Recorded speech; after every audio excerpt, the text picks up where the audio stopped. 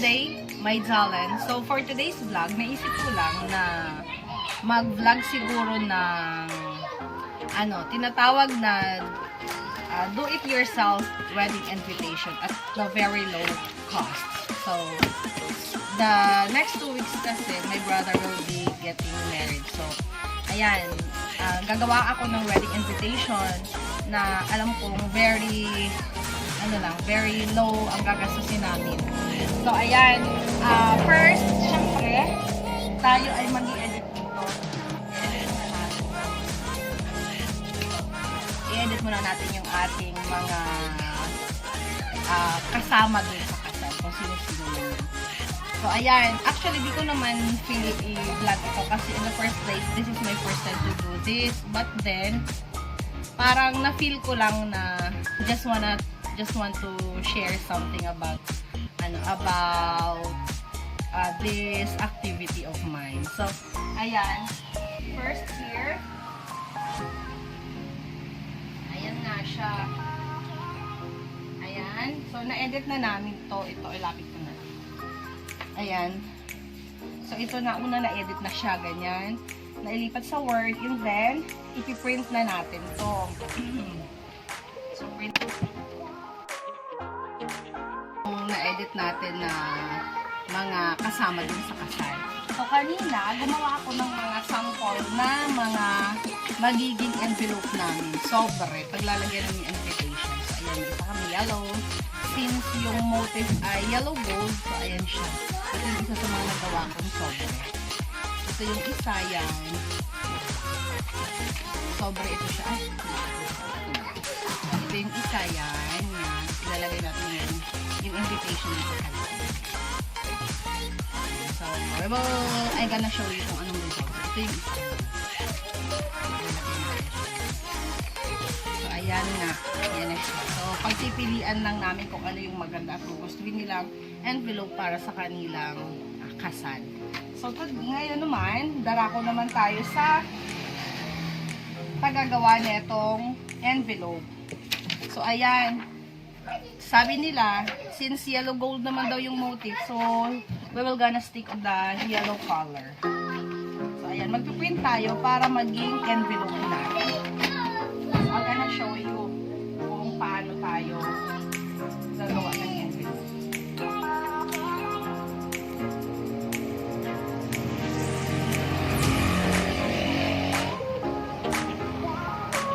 Edit muna natin, syempre, maglalagay muna tayo ng gusto nating design para sa ating envelope. So, ito, meron na kami nakita. Very simple.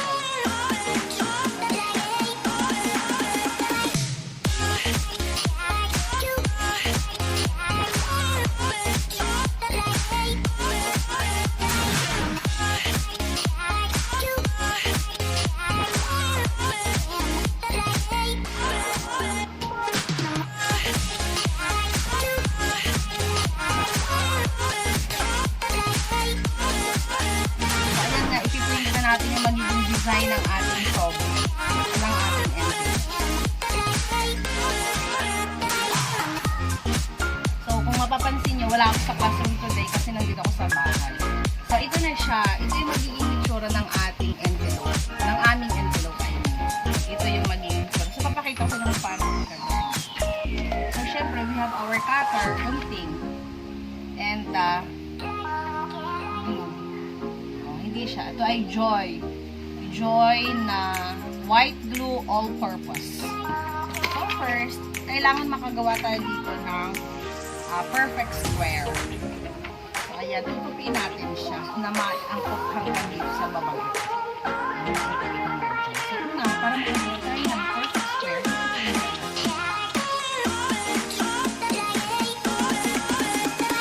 So once na natupiin na natin ito, diba ganyan siya, tutupiin na natin siya ganyan. Automatic yan, perfect na yan. Bubuntunin natin ito. Ikakapit, bubuga na ka.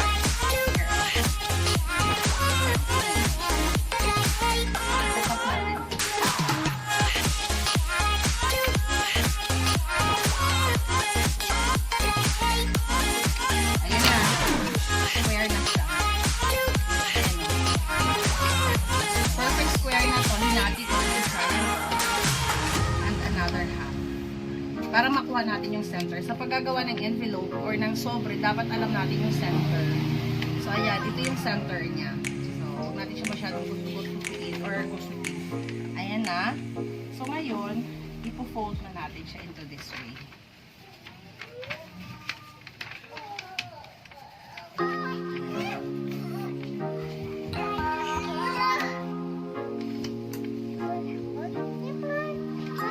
Yes. Wanna sleep?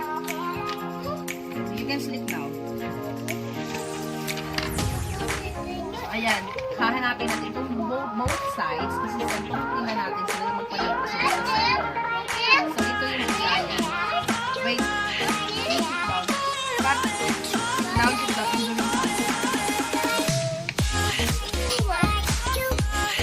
And then, ayan yung siya. Tututin natin yung both to the bottom part.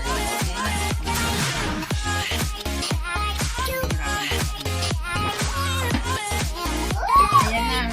Nung natutuloy ko na siya, kanina, ganyan. So, ayan, perfect square. Tinutuloy yung side. Tinutuloy yung baba. Ayan na. Sobre na. Ayan. Ito yung name na pagbibigyan namin. At syempre, ibig muna nito. Para makita natin kung gaano kadami.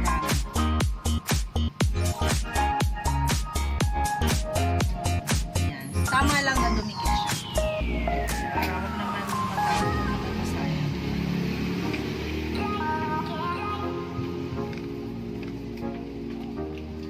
So, ayan na. Nakagawa na tayo ng envelope or sobre na paglalagay natin ng mga invitation. So, ito na siya. Ayan. Ayan na siya. So, ngayon, ipapay natin siya.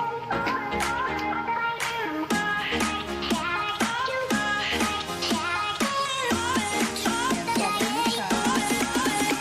Mamaya, magpipil po natin mo.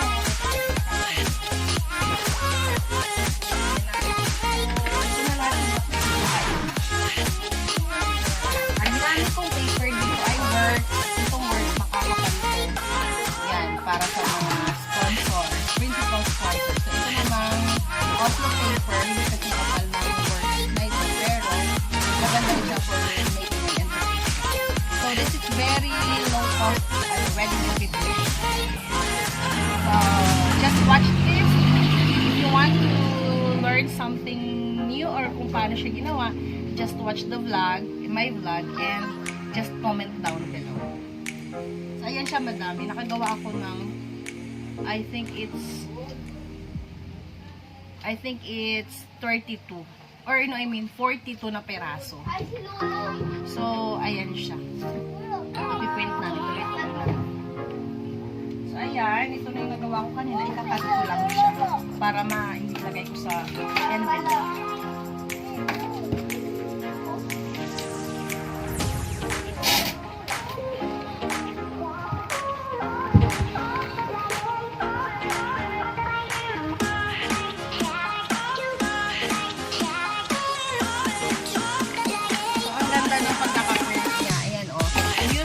A brother printer. Ito yung brother ko. Dito sa bahay. I have my brother printer.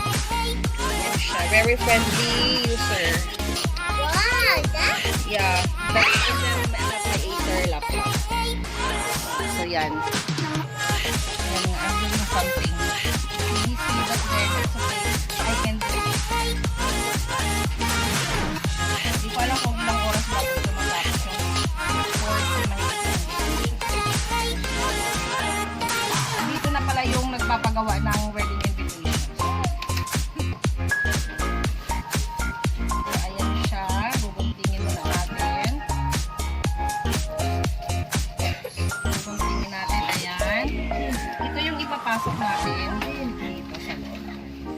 Ito yung ipapasok natin. So, ayan.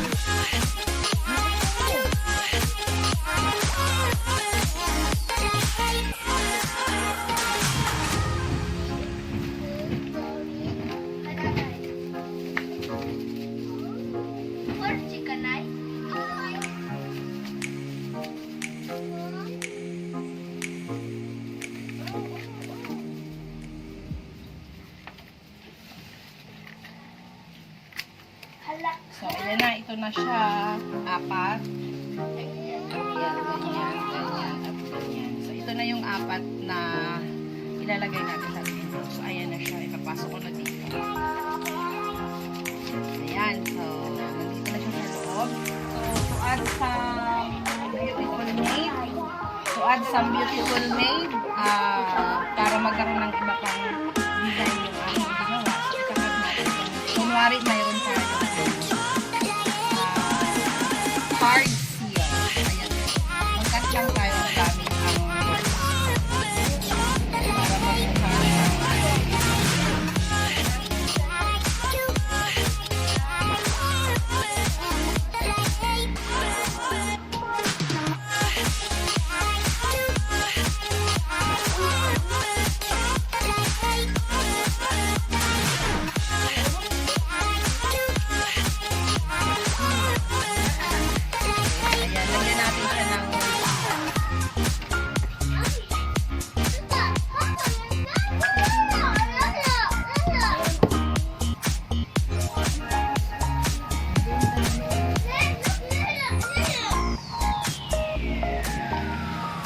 siya.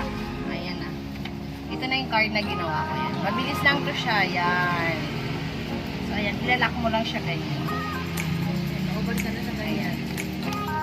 Dito yung kanyang pangalan ng pagbibigyan natin. So, ato, may nagawa na ako itong peraso.